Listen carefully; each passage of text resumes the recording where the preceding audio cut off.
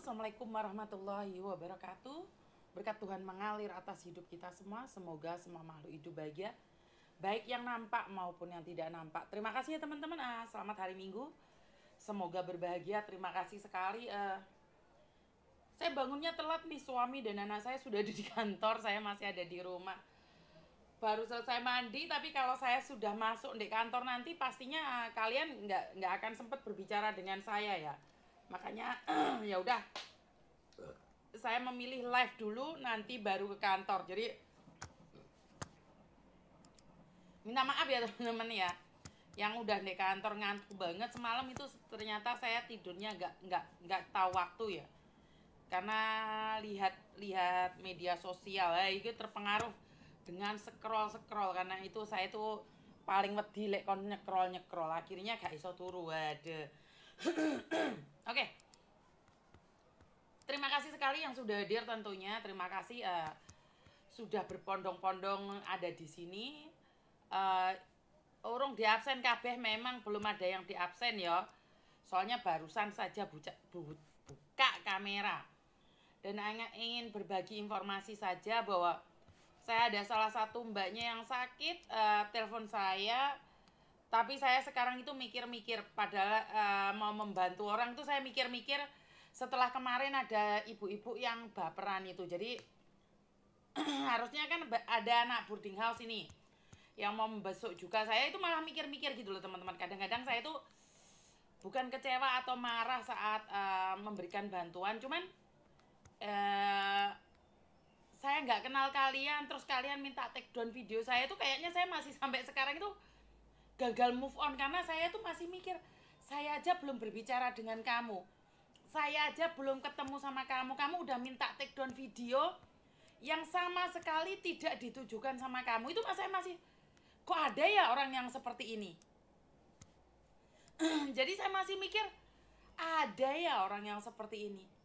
Saya nggak pernah ketemu, saya nggak pernah apa, bahkan saya tidak membicarakan dia, terus dia itu minta take down gitu loh.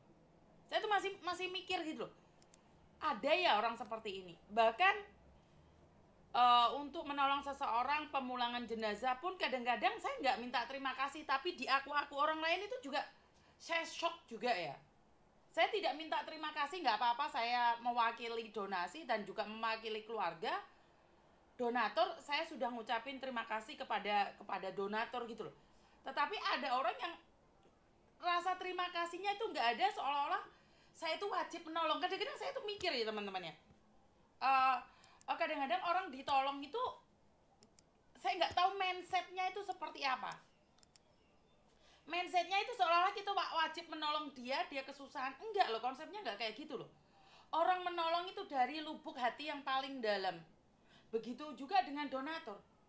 Donatur itu yang berhak ngatur karena dia yang ngasih gitu loh.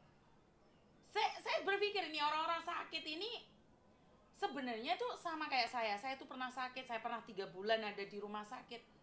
Itu lebih banyak ditambahin sabarnya, lebih baik ditambahin syukurnya. Karena saya merasa bahwa orang sakit itu, saya ya merasa sudah deket banget, walaupun orang sakit itu tidak ada janji dengan sebuah kematian. Tetapi saat kamu diberikan rezeki sakit, harusnya tepuk dada tanya selera gitu loh. Maksud saya adalah sing sehat aja iso gak enek umur ya, apalagi yang sudah posisi sakit kronis. Saya sangat ngenes sekali saat orang ngajak guyonan sama orang sakit. Itu saya nggak suka, orang sakit kayak guyonan itu nggak suka saya tuh. Tetapi lewang loro terus gak duwe rasa, matur nembah nuwun mbek wong sing di sekitarnya, orang itu akan rasa empatinya hilang loh teman-teman. Kalau ada orang membantu bukan ingin dihargai, tetapi orang usah mencak-mencak, apalagi itu bukan buat kamu. Bener gak sih? Jadi kalau konten itu bukan buat kamu, jangan dipakai. Sepatu dan sandal itu tidak disediakan oleh kamu, untuk kamu. Jangan dipakai. Bener gak sih? From Germany, Thomas ngapain itu kesini itu? Bu Nuri, pripun kabar ini Bu Nuri ini dikasih ujian sakit. sabare malah bantu wong liya padahal dhek sendiri itu sakit. Kan keren toh. Ora sakit malah mencak-mencak. Ya lek umure dawa, lek ora. Hei, saya suka heran dengan orang-orang yang sakit tapi nafsunya masih membesar. Apalagi yang sehat adigang adikung. Mula soro sing loro. Saya awal mulanya itu nggak tahu loh kalau konten saya itu ada yang baper, itu saya nggak tahu. Bener, saya nggak bener-bener nggak paham kalau konten itu diberikan untuk orang lain. Saat saya pergi ke Princess Margaret dan ada orang di rumah sakit lain yang baperan anaknya. Saya nanya, emangnya kamu petentang-petenteng di atas mobil? Mobilmu oleh utangan? Terus mbokmu kuwi lara apa? Mbokmu apa yang di Princess Margaret? Jangan merasa bahwa konten ini ditujukan ke kamu. Konten ini saya taruh di platform media sosial saya. Gak usah baper. Lah kok rame karo tonggone dhewe, karo dulur-dulure ngomong sama Miss Yuni minta di take down. Oh, konsepnya apa? Leres napa mboten? Mangkane lek jek cilik aja kok ken makan wafer. Nek wis tuwek dadi baper. Kok gemes aku jek ambek wong sitok iki. Dan mbaknya yang sakit itu, yang di Margaret hari ini keluar dari rumah sakit ya teman-teman ya. Dan anaknya sempat ngobrol sama saya. Anaknya meminta maaf dengan gayanya yang ugal-ugalan tersebut. Dan dia sempat berkata sama saya bahwa Miss Yuni, sebenarnya saya itu sudah siap untuk nggak ada umur. Saya nanya, kenapa Bu? Soalnya kalau saya meninggal di luar negeri, saya kan punya BPJS, anak saya kan masih bisa kuliah. Oh alah Bu. Jadi sampean iki mau loro, pingin gak enek umur di luar negeri karena ono BPJS ben podo karo Mbak Sriningsih. Lah ya apa gak kaget aku rek. Kok iso ngono lho? Jarene demi BPJS. Aku lek gak enek umur anakku kuliah kan dibiayai oleh BPJS. Masalah Bu. Kenapa aku iki bahas ini? Otak saya tuh nggak nyampe di situ. Kok iso uteke kemrungsung gitu loh. Ternyata karena mereka berpikir sekeluarga itu ngomong lek mati di luar negeri kan ono BPJS. Lha yo kaget ta. Iki kok sing Lampung baper meneh lho. Aku gak nyinggung awakmu lho ya, yang Lampung ya. Karena itu saya kalau nerima telepon nggak live itu gak valid gitu loh. Apa yang saya omongkan ini kurang valid. Jadi asal mula cerita ibuke konteng kerja walaupun loro kuwi mau ngarepno BPJS. Aku udah garis bawahi loh. Yang dek Lampung jangan baper karena saya tidak membicarakan kamu ya. Saya nggak tahu otak kamu sama atau enggak ya.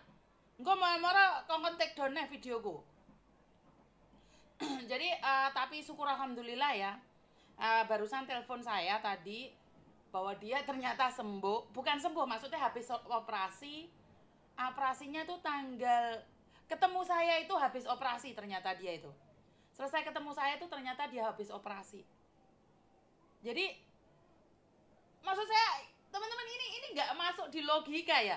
Karena kontennya almarhum Mbak Sriningsih yang kemarin saya perjuangkan untuk BPJS, ternyata itu orang-orang sakit punya pikiran ya udah nggak apa-apa, sakit aja, meninggal aja. Nanti kan ada BPJS yang mengcover anak saya kuliah. Kebayang nggak saya marah atau ketawa?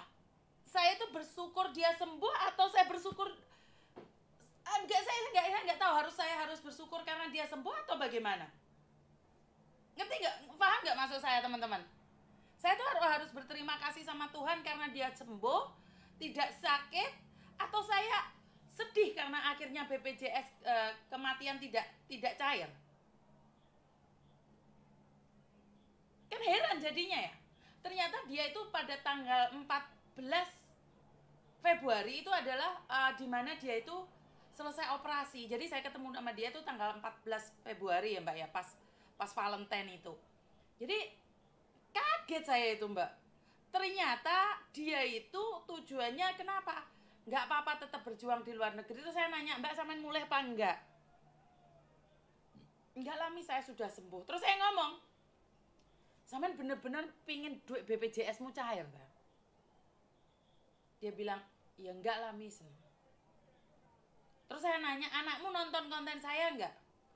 Nonton, Miss. Terus dia sadar dengan apa yang dia lakukan. Anakmu laki-laki dan perempuan ngomong apa, Mbak? Ya, dia minta maaf. Sekarang dia bilang, kalau ibu sudah nggak kuat lagi, ya udah pulang. Anakmu nggak marah-marah, Mbak? Enggak, Miss. Dia nggak marah-marah karena dia tahu bahwa dia itu pingin kuliah, tetapi dia sadar bahwa saya itu sudah nggak kuat lagi. Jadi saya tuh nggak tahu Mbak, sama ini itu sembuh saya harus bersyukur alhamdulillah atau seperti apa? Nggak masuk akal kan? Karena kalau BPJS ketenagakerjaan itu nggak bisa cair kalau kamu sakit. Tetapi kalau kamu meninggal itu cair. Cairnya apa? Cair untuk asuransi kematiannya 85 juta dan juga cair untuk asuransi pendidikan anaknya.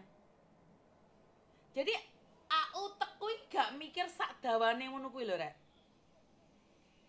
Saya tuh gak berpikir seperti itu. Saya kok mikirnya gini loh, ibuku sehat, gak kuliah, gak apa-apa, tapi aku masih ada seorang ibu. Bener gak sih? Bener gak sih? Prinsip seperti itu bener gak sih menurut kalian? Lebih penting mana saya kuliah tapi saya kehilangan ibu? Bukannya ibu itu sangat penting?